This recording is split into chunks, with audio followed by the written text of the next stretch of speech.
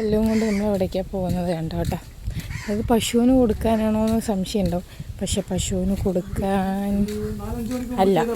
അപ്പോൾ ഇതുണ്ട് നമ്മുടെ തേങ്ങയും വെല്ലവും കൂടെ കഴിക്കാൻ പോകും കേട്ടോ. ഇന്ന് തേങ്ങ ഇട്ടപ്പോൾ ഇളനീരിട്ടിട്ടുണ്ട്. എത്ര ഇളനീര് വിൽക്കുമെന്ന് ഞങ്ങൾക്കൊക്കെ കൂടെ ഇട്ട് വെച്ചാണ്. അപ്പോൾ നമുക്കത് കഴിക്കാം. അപ്പോൾ നമുക്ക് തേങ്ങ ആദ്യം കഴിക്കാം. തേങ്ങ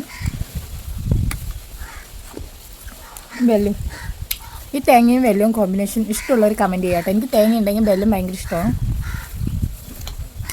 സൂപ്പർ.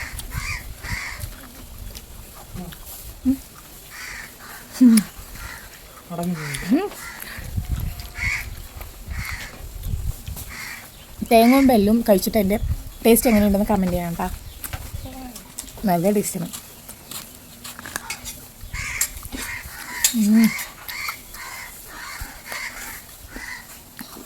ഇളനീരിൻ്റെ തേങ്ങയാകുമ്പോൾ ഭയങ്കര സോഫ്റ്റ് ആയിരിക്കും.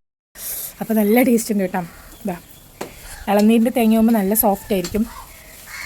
അപ്പോൾ കഴിച്ചിട്ടുള്ളവർ കമൻറ്റ് ചെയ്യുക കേട്ടോ. എൻ്റെ ഭയങ്കര ഫേവറേറ്റ് ആയിട്ടുള്ളൊരു സംഭവം തേങ്ങ വെള്ളം.